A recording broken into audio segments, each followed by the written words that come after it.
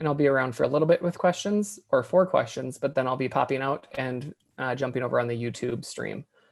Share away.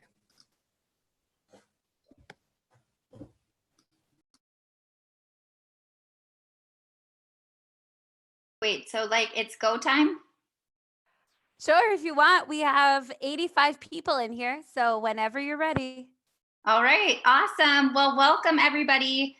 My name is Holly Skadsem, and I am the Digital Learning Coordinator for Bloomington Public Schools. I oversee elementary, and we are currently using Seesaw as our platform for distance learning for early learning through grade 5. So I'm excited to kind of share some of the tips and tricks, 10 tips and tricks exactly that you can use to make your Seesaw class even more dynamic. And I know a lot of districts are using Seesaw in the elementary realm for distance learning. So hopefully you learn something new and take a tip or trick away today. That would be my hope. So please, my goal would be I have 10 things to get through.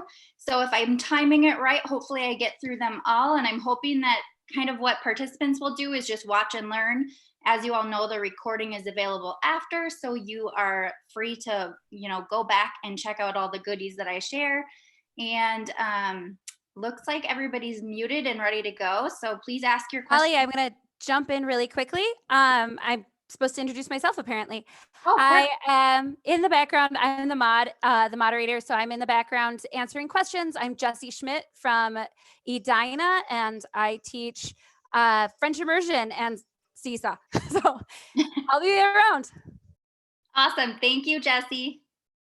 All right, well, it's 4 o'clock. We've done some intros. You guys know what your role is. Just watch and learn and enjoy. So I will jump into tip number 1. So tip number 1 I have to share with you today is called link mix. So when you are in Seesaw and you're going to assign an activity to students, we all know that something you can assign to students is a link. So I'm going to go to create a new activity. Let's pretend I had a title and some fun instructions. And then I'm going to add in an example for my students. When I go to click link, it only lets me paste one link, which can be frustrating because if there's multiple things we want kids to do, it can be frustrating to only be able to put one thing. So what I'm sharing with you today is called link mix. And if you're in my slides, everything that I'm going to be sharing today is linked in for you. So link mix is a place you can go where you can put together multiple links, up to 20 exactly. So what I might do is add a title saying today's links, and then add some websites. So maybe I want my kids to go to Raz Kids for one of the links. So I might copy and paste that over. Maybe I want them to go to Khan Academy to do some math practice. So I'm going to copy that link over. I should have that one memorized by now. So I'll drop that in.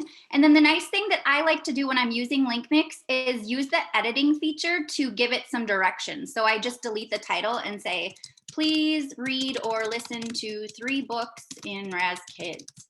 And then for Khan Academy, please practice for 10 minutes or whatever your directions are. And like I said, you can add up to 20 links, not that I would recommend doing that to your kids. And then you're gonna create the URL when you are done, and you can copy the link mix. And we're going to bring it right into Seesaw and paste it in the link part of Seesaw. And when I click the green check,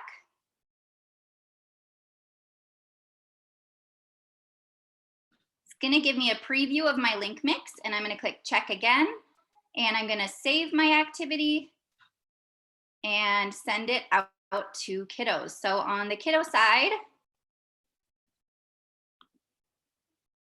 what they will see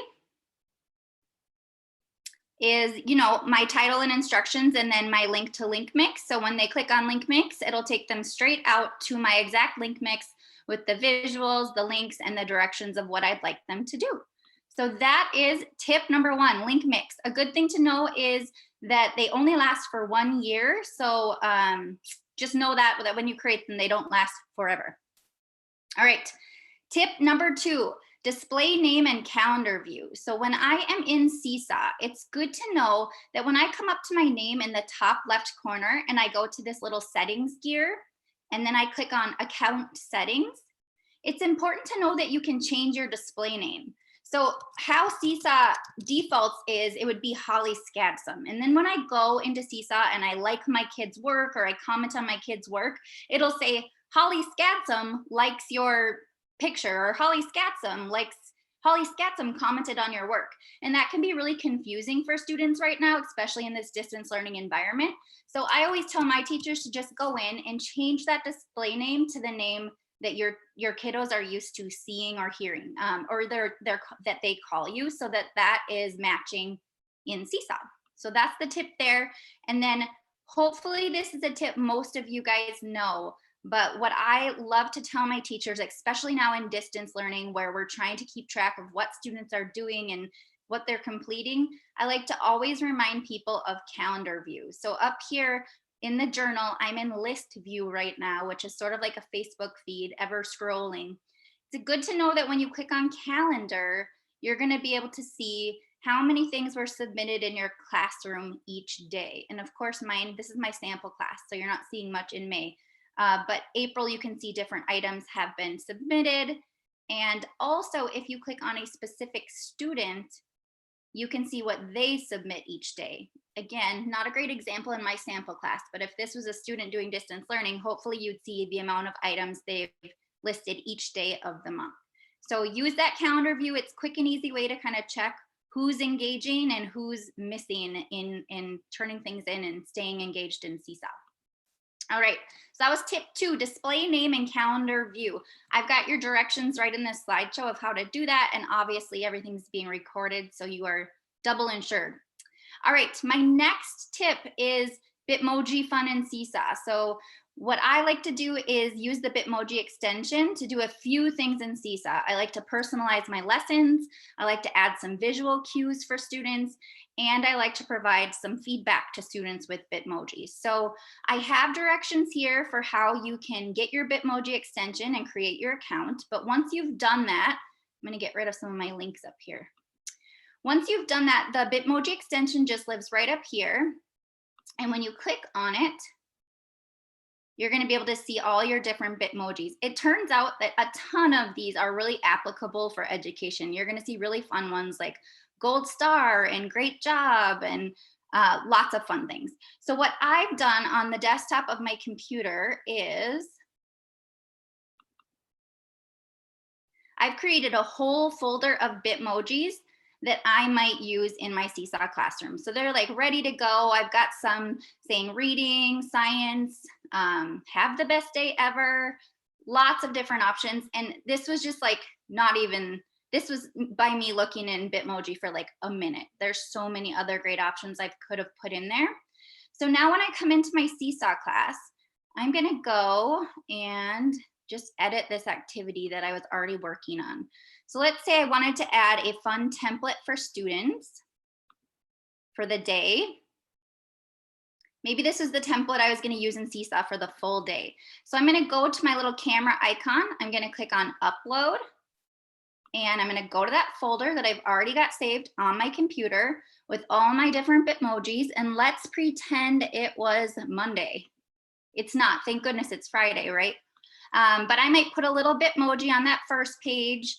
And then I'm going to add a page and I'm going to go kind of list out what we've got for the day. So maybe for the day, we're also going to be doing some reading. So I'm just going to mark this page with reading. I'm going to add another page and bring in art. Maybe the kids are going to do art today. So now I've got some fun little cues for each page that are kind of fun for the kids to see and kind of mark what we're doing for the day. And again, sky's the limit with these different options. And then I can go through and start putting my content in the slideshow for what kids are going to do that day in Seesaw. So that's one way to kind of personalize and make your lessons in Seesaw a little bit more fun.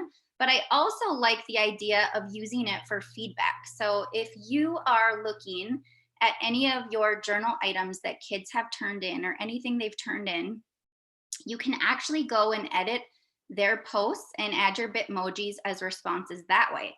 So I'm going to go into this student's item,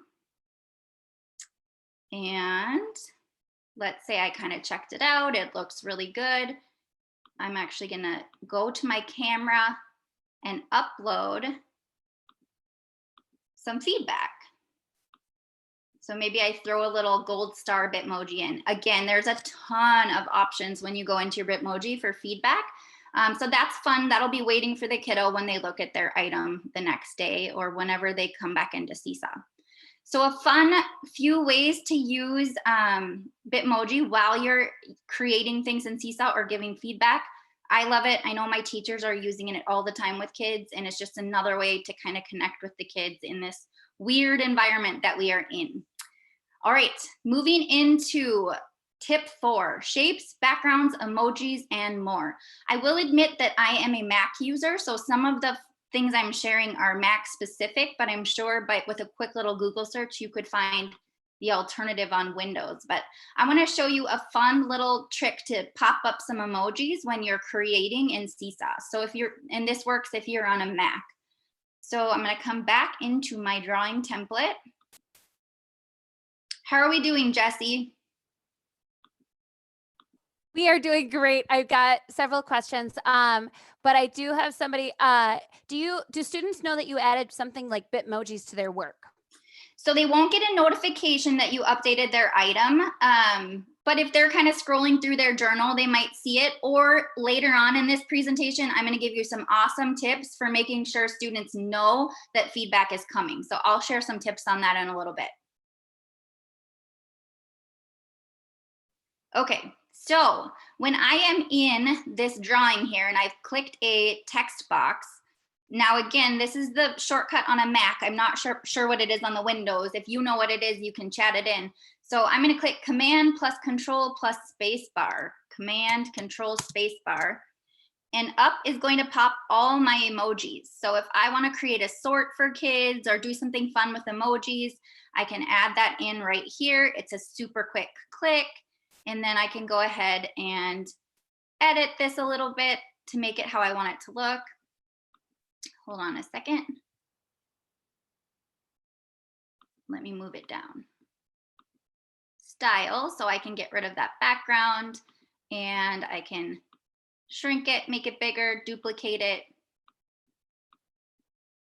But yeah, so Command Control space bar gets me quickly into some emojis that I can bring right into my Seesaw template and then have kids use for different activities.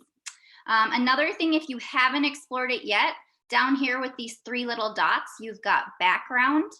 And it's really nice to know that if you keep scrolling down, you've got a lot of different options for templates. So you got some dots if you want to do geoboarding or other types of things like that. Graphing if you want kids to graph. I love this, the writing template, if you're going to have kids write, giving them that actual template to do their writing. So good to know that the templates exist if you haven't used those yet. And then just good to know that anytime you bring anything into, or anytime you use any of these shapes or any of these types of things, that you have some options with those. So anytime I bring something into my template, know that you can go to those 3 little dots and you've got lots of other little options. One thing that's really important if you're bringing in a background into your template is to make sure you lock it in place. So let's see what I've got to kind of bring in. Let's say that I wanted my Bitmoji picture to be the background of this slide, but I don't want kids to be able to move it and mess with it. Just know that when you click those 3 little dots, you can lock things in place so that kids can write over them or move over them. So good to know that that's an option as well. All right, really my big hack and tip here was that Command Control space bar. I know a teacher just showed me that like 2 days or last week, I'm sorry. And then I shared it with a bunch of people and they were really excited that you could quickly get the emojis that way. All right. Tip number 5, I love this one and I'm happy to share some resources with you guys so it can make your accessibility for students better in Seesaw. So something we know, especially with some of our youngest learners, is that it can be tricky to know when they're using a template where to go for different things. So I'm going to show you an activity I've made where there's sort of some multiple steps. Let me see if I can find one. Actually, I think this one would be a good example.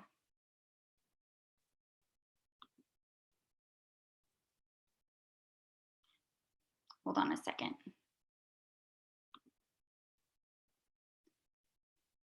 Okay, so for this activity for kids, there's kind of a lot going on. There's some video instructions up here. There's some different templates along the right side, different things that they're gonna need to do. And so what I've kind of created for all of you guys and what I wanna model is some visuals for accessibility. So if you click in my slides and click on this Google folder, it's gonna take you to all of these accessibility images that you can then drag and drop to your desktop and use at your convenience as you're designing Seesaw activities. So the types of things you're gonna find in this folder are, hold on, it's coming. Just little fun accessibility things like listen to the directions here or click above to hear the directions. You've got all the little icons for Seesaw that you can embed in different places to help your students. So I'm gonna show you what that looks like in action. So let's say that I had some directions down in this caption box for my students. Good to know you can do this. So I'm gonna just click add voice. Hey students, what I'd like you to do is look at the fishes along the bottom, look at the fish along the bottom of the page and sort them into the 2 circles. So when my kids come into Seesaw, they're not gonna know those directions are there. So something I can do is I can use my images. So I'm gonna go to my desktop, go into my images folder, and I'm going to use this guy here and just bring him right in. And it's just a little arrow that you can turn and have pointing and sitting there so that students know when they come in, that's where they go to listen to the directions. Maybe on this slide here, I want kids to record something. So I am gonna go to my little folder of accessibility images and I'm going to use this guy and just give them a little visual reminder that they're gonna talk on this slide, that they're gonna record on this slide. And there's lots of other options if you go check out that folder of stuff. The other thing, if you've got, let's see, let me find the one I wanna show you.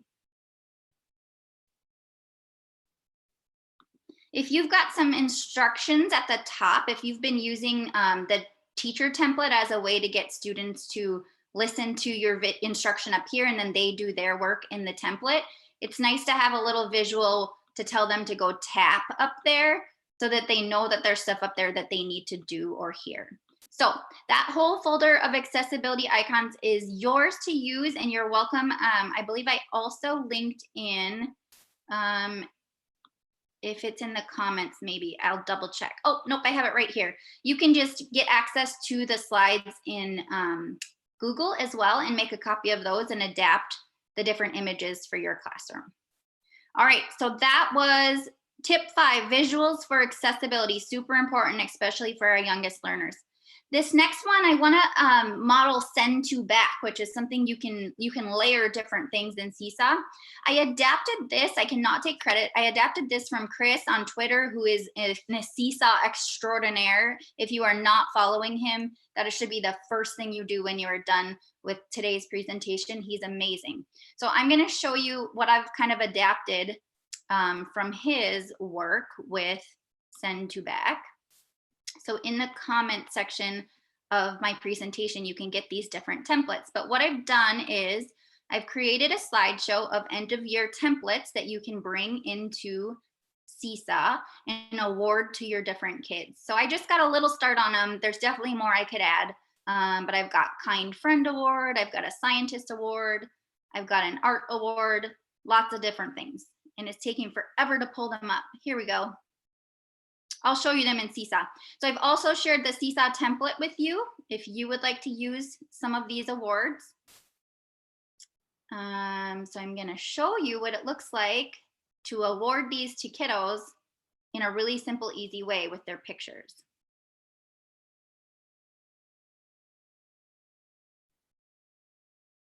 Bear with me.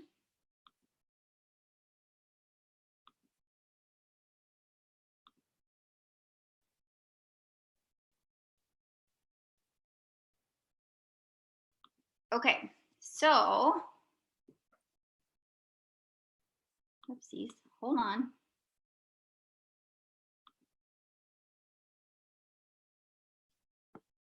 I am going to the wrong place here.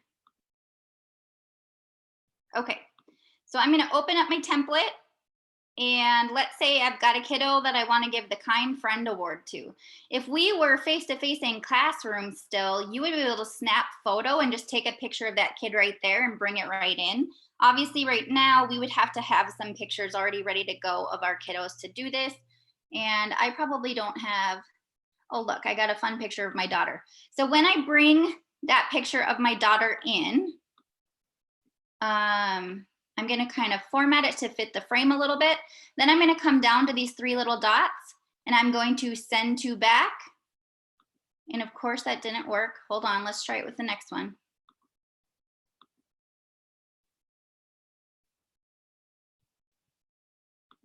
I might have brought these images in wrong, which is not going to work. Okay, we might have to come back to this tip at the end because I think I formatted these wrong. Yep, it's not working. So what it should do is when I click send to back, this frame should just kind of frame her. So I'm sharing the wrong template with you guys. So I'm gonna come back to this tip towards the end. Actually, you know what I've got? Bear with me here. I've got my old template that I didn't fix that might be better to show you. Hold on a second. Here we go.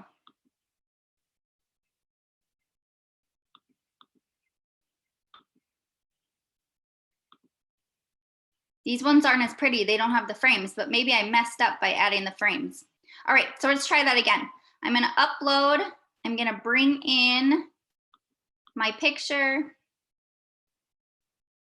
I'm gonna kind of center it over the square. Then I'm gonna go to the 3 little dots and I'm going to send to back. And then it just nicely frames my picture. So same thing on this next one. I'm gonna go to upload, grab my picture, bring it in, kind of get it all set to go about the width of the square, 3 little dots, order, send to back, and she's all framed up. So that's a fun little tip, the send to back tip. It really lets you do multiple layers of things in Seesaw. And I love it for this example of the awards because it just nicely and quickly frames the pictures of your kiddos. All right. Tip number 7, math lesson shortcuts. So what I've done for you guys on these next 3 slides is I've gathered some Google folders of different math manipulatives. And what I'm going to show you is how you can kind of build a fun math manipulative lesson in Seesaw. I'm going to get rid of some of my tabs.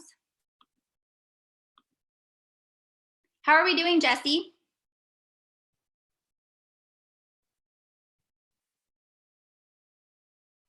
Oh, we're actually doing really great. Couple of questions on your links, but we can come back to that later. You're rocking and rolling. Okay, so I'm gonna do a math lesson. And again, for sake of time, I'm not gonna add in all these pieces, but it's always really smart to put some instructions in, add your voice instructions. And then I'm gonna come down to my student response template and I'm going to click drawing.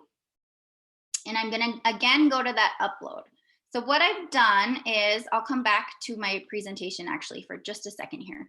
What I've done is I've given you guys another Google folder of tangram manipulatives. But I've taken those manipulatives and I've dragged and dropped them to my desktop computer so that they're easily accessible in Seesaw. So just like the other things I've been showing you, I'm gonna come to the camera. Nope, I'm not gonna take a photo. I'm going to come to the camera and I'm going to click on upload. And then I'm going to go to my folder of tangrams. And I'm just going to select the ones I want, which is all of them.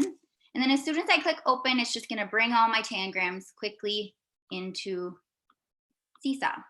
So I can resize these, reshape them. As soon as I get them the size I want, I can duplicate them so that there's multiple, so I can stack them on top of each other. And then I've provided a fun little website where you can go to get some Tangram puzzles. So if you go to this Tangram website, what I like about this website is it provides you some puzzles and it also provides you the solutions. So if you get stuck or your kids get stuck, there is an answer waiting. So I'm going to go to Animals Easy. And let's say I want my kids to make this duck. Again, I'm a Mac user, so I'm sorry, all of you Windows people out there. On the Mac, it's a quick and easy little, uh-oh, where did it go? I lost it. Hold on.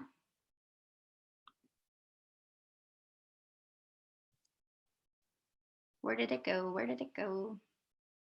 Here it is, Tangram duck. So on the Mac, it's a Shift Command 4 that's going to send this to my desktop when I screenshot it. And then I'm going to go, if you didn't know this handy tip on your Mac, I'm going to go double click on my Tangram photo. I'm going to go to the pen tool in Images in this fancy little wand. And I'm going to drag and drop on the background of my image, and I'm going to cut out that white background.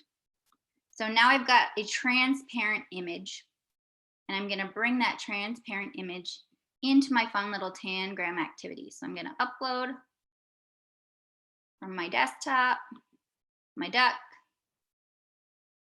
and in goes that duck. As I was saying before, this is a perfect example of where you'd use those 3 little dots and you would lock that in place because you don't want students moving their shapes over top of that. Oh, and we got to change the order. So we would unlock it, we would send it to the back, and then we would lock it in place. So what I would do is I would watch that. I mean, you guys could totally spend your time finding the solution, but I would do is watch this quick little video to tell me where all those shapes belong. And I would put the shapes in the place where they belong and make sure they're sized correctly. And then I would move them back over to the side so that my students could solve that. Something I love doing in Seesaw is making 2 slides, one for my directions and one for my students to do the work. So I would duplicate this, and then I would come back to slide 1 and maybe do a recording of me starting the puzzle. So giving them some starter directions. And then I would say, now go to the next slide to do yours. Something a lot of my teachers are doing is making some visuals of like where they say practice, or you could even call it modeling, and put that up here, and then your turn on the next slide. So students kind of get used to those visuals of which slide is the teacher's modeling and which slide is their turn. So just a fun little trick to do that as well. All right, so those are Tangrams. I also put into, I'm losing my spot, too many tabs. I also put in some fraction bars. So I put a folder of fraction bars in that you can bring into Seesaw if you're maybe more upper grade. And so again, I would recommend having these dragged and dropped to your desktop in a folder so that it's really quick and easy to bring them in. But you just click the ones you want and they come in really quickly all together. And you could have kids create some different things and label some different things with fraction bars. What we all love about Seesaw is the ability to write and draw and reflect over top of things. So having kids use the pen to circle different things or to do different representations is always smart, and the microphone also to explain their thinking. And then the other thing I put in here for you guys is a folder full of pattern blocks as well, and a website link, or sorry, not a website, a PDF link to some pattern mat templates. So let's say we wanted to do some fun with pattern blocks in Seesaw. I'm gonna go find the template I want the kids to fill out. Maybe it's this fish. Again, on the Mac, I'm just gonna go Shift Command 4. That's gonna send that right to my desktop, where I'm gonna go and quickly make the background transparent because I don't want this coming into Seesaw with all that white space. So I've got it good to go. I'm gonna come back to my Seesaw template. I'm gonna add a page.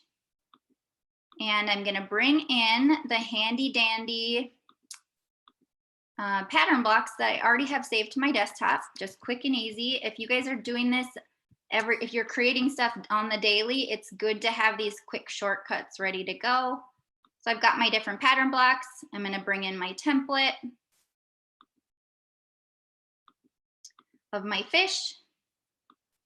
So I'm gonna make my fish nice and big. I'm going to order him to the back and I'm going to lock him in place. And then I would go to resize my pattern blocks however they need to be. And then I would probably duplicate them and make sure I have lots of options for kids to go fill in the fish.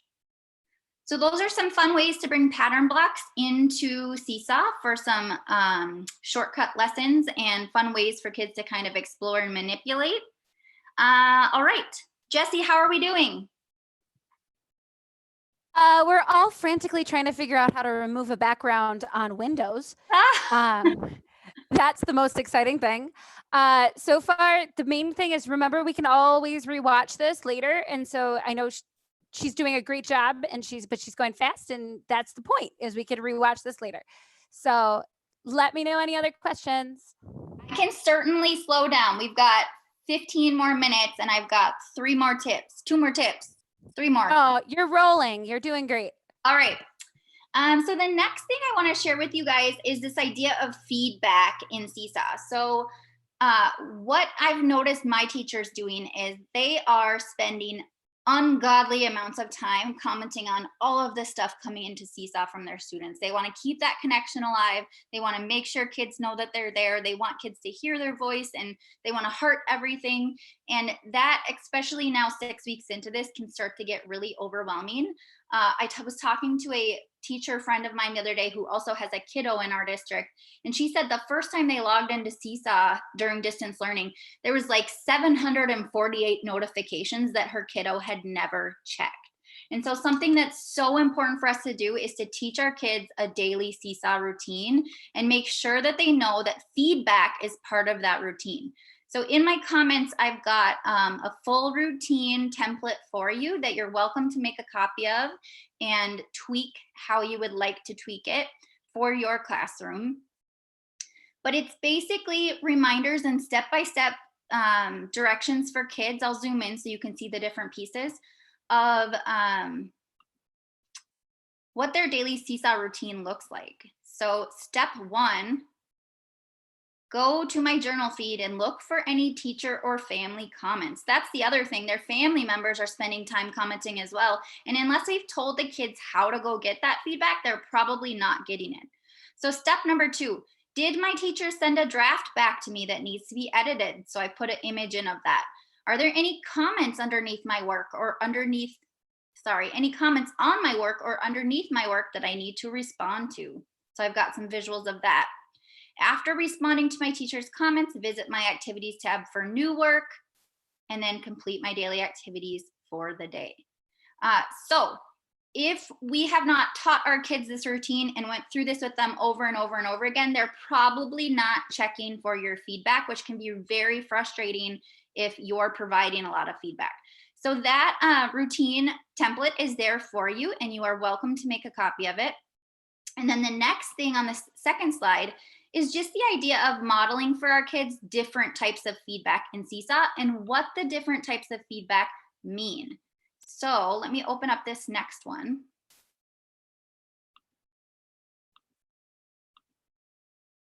Get rid of some tabs while I'm at it here.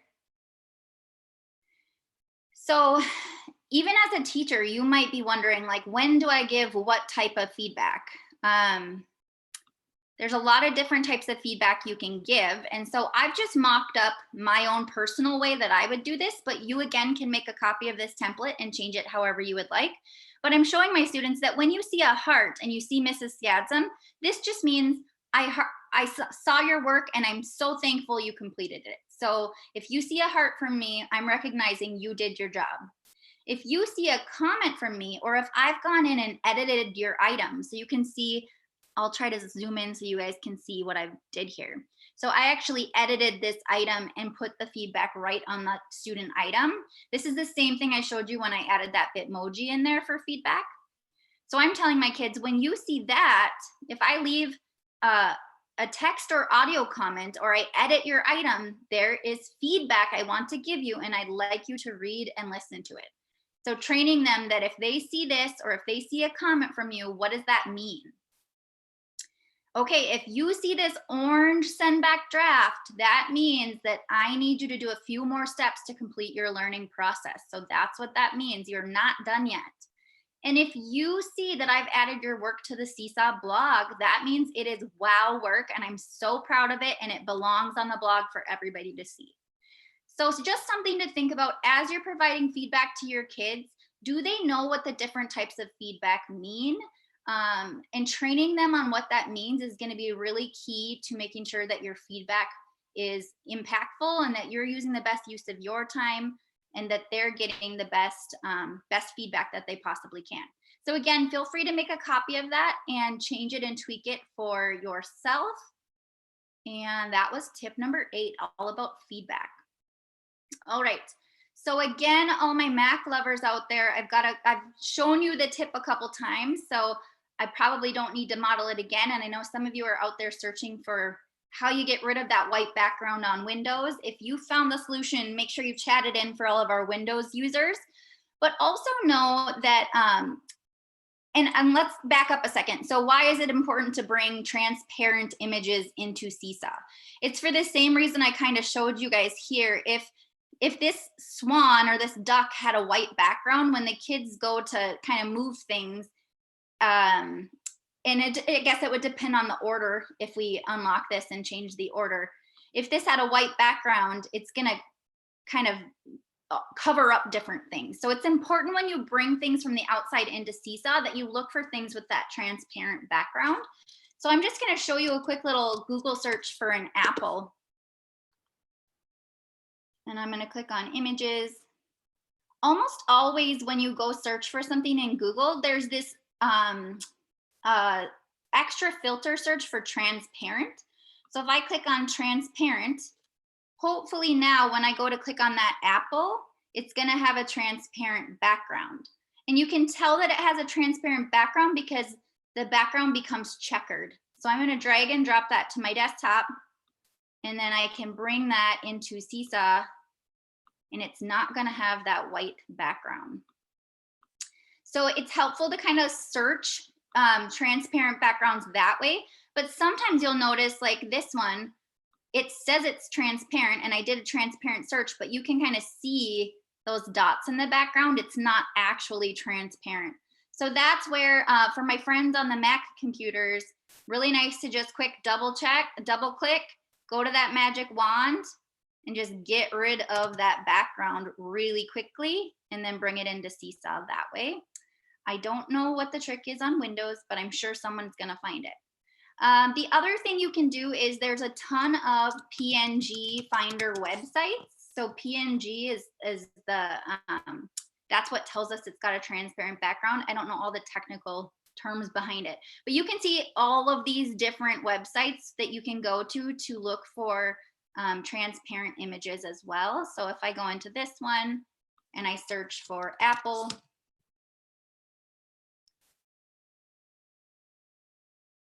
not so great. So it's gonna be hit or miss depending on the quality of these different websites. I used a different website in my training last week that popped up like 10 apples that all had transparent backgrounds. But know that you can go find websites and look for transparent backgrounds via those websites. So just some tips as you're bringing content into Seesaw. I would recommend always bringing in images that have those transparent backgrounds and don't have that white clutter behind them. All right, that was tip number 9. I've got your directions here on the Mac for how to get that transparent background. All right, my last and final tip, this is a really fun one. Maybe some of you already know how to do this. If you are a co-teacher or you have a colleague that you kind of want to bring in on the fun, it's a really fun thing to make a friend emoji. So what I discovered, I think at a Google Summit, let me find. I think this is at a Google Summit 3 years ago. I was at a session that this magic spreadsheet got shared with me. basically it allows you to paste different image addresses from your Bitmojis and from a friend's Bitmojis to create a whole fun magic list of friendmojis. So you can see my name paired with a bunch of my colleagues here. And when I go to click on this magic link, it gives me a whole combo of her Bitmoji and my Bitmoji. And then I can drag and drop those fun friend emojis into my Seesaw class. And so there's quite a few. So just recently, Bitmoji changed the type of address you get when you, so basically you're gonna right click on the image and copy this image address. Bitmoji changed their image addresses, like I swear a week ago. So there's a couple extra steps now to be able to create your friend emojis, but I have the directions listed out for you. And I have a video walking you through how to do it. But basically what you're gonna do is you're gonna click on this spreadsheet. It'll force you to make a copy. Maybe it won't. Maybe you'll have to just make your own copy. And then I put the directions right along the top of how to do this. But essentially you'll just go ahead and put like Holly, and maybe I'm gonna do this with Jessie. Sorry if I'm spelling your name wrong, Jessie. And then we would both use the directions in this slideshow to copy our image addresses from our Bitmoji extension. And then there's just a couple things you have to erase and replace in the address. And then we would paste that URL address right in here. And as soon as I paste mine and she pastes hers, then this magic link will combine our Bitmojis to make our fun friend emojis. So really fun tip if you're co-teaching in your distance learning class, or if you have a colleague you just want to kind of have some fun with, and kids will love to see the friend emojis just as much as they love to see your Bitmoji. Last little thing here, I know we have about 5 minutes left. I have been doing 30-minute PD sessions, myself and my digital learning team in Bloomington. We've been doing 30-minute PD sessions for our staff over the last 6 weeks. And I wanted you guys to have access to all of those PD session recordings. So I've linked you out to our distance learning PD catalog.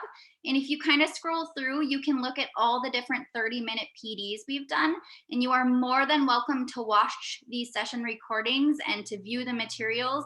If you want to search by your level or search by the tool or topic, you are welcome to do that. And since we're all in Seesaw sessions, I did want to show you, we have 18 different Seesaw sessions, all 30 minutes long, that kind of help you get going and get excited and get stuff all bundled and ready to go in Seesaw. So you are more than welcome to go check those out.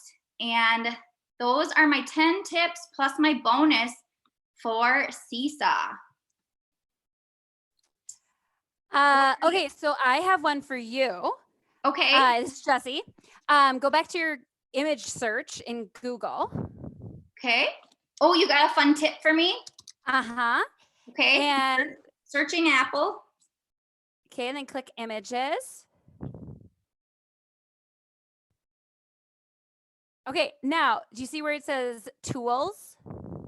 Yep. Okay, click that. It's going to open up some more options. Click color and go transparent. Nice. They really want to give us like Apple they're really trying to sell us the Apple products. I normally have to say Apple food. There it goes. So we got the transparent background on that one.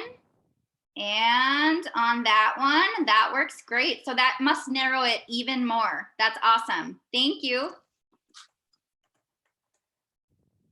What other questions do we have?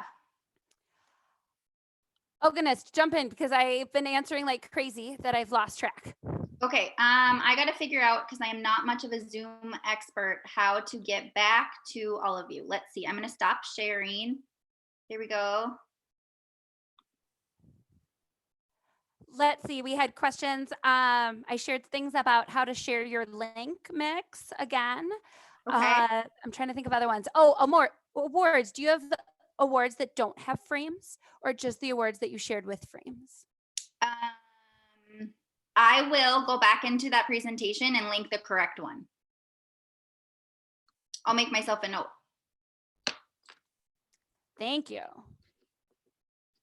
And then I know that a lot of people have been heading out to like lounges after the session. So I'm happy to go to a lounge. I don't know where the link is to that, Jessie. Do you? I will share it right now. I just pulled it up. I'm happy to head to that lounge and answer other questions you guys have too, and share anything that I may not have shared correctly. For the recorded session, here I will share the YouTube link. This was also done to YouTube Live. Oh, and Sean just shared that this website also has it. So multiple options to revisit this. Nice. Well, I hope you all took at least one tip away today that can make your Seesaw class a little more engaging, a little more accessible, a little more exciting for you and your students. And I just want to thank all of you those of you who are on the front lines with kids trying to make this work. You are amazing. It's just crazy what we've been able to do in 6 weeks for kids. And you guys are all amazing. Thank you so much for spending your Friday here with us online. And Holly. Yeah, keep kicking butt. Go Seesaw. Holly, Yeah. this is Sean. Hi, Sean. First time caller, long time listener. And there was a question that had been asked a few times, and so I don't know if it had gotten answered, but I'm going to put it out there. Someone is wondering about locking the size of the shapes. Is it possible to lock the size? Nope. The only way to lock the size is to lock the entire image. It is one of the more popular feature requests that we've been sending into Seesaw, but Seesaw is pausing on most feature requests, and I will continue to submit it. As well as all of those things about specialists. I know it's overwhelming. I did all of our specialist trainings for our district, and it was just very overwhelming having many different questions. So thank you so much for sharing your ideas in the chat, and I will submit those for future requests as well. And I'm seeing a request for like all of the links that were in my slides to be in the presenter info. So I'll be sure to do that too. I'll kind of take all the links out from the slides and put them in a list in the presenter info so you guys can easily get to it there too.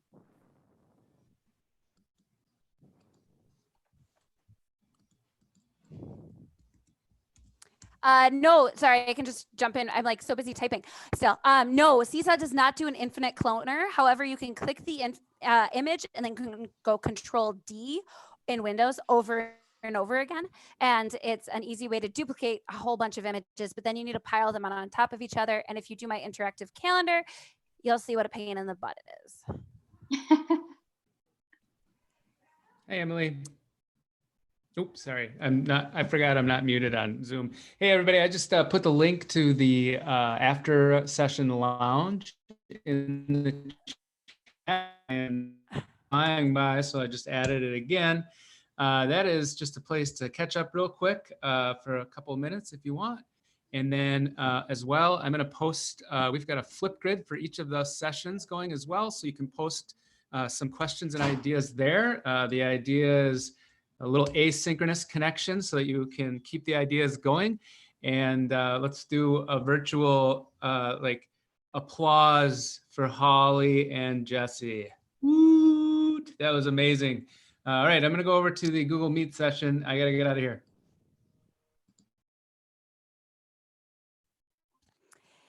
Thank you, Holly. I'm moving over to the lounge. Okay, me too. Thank you so much.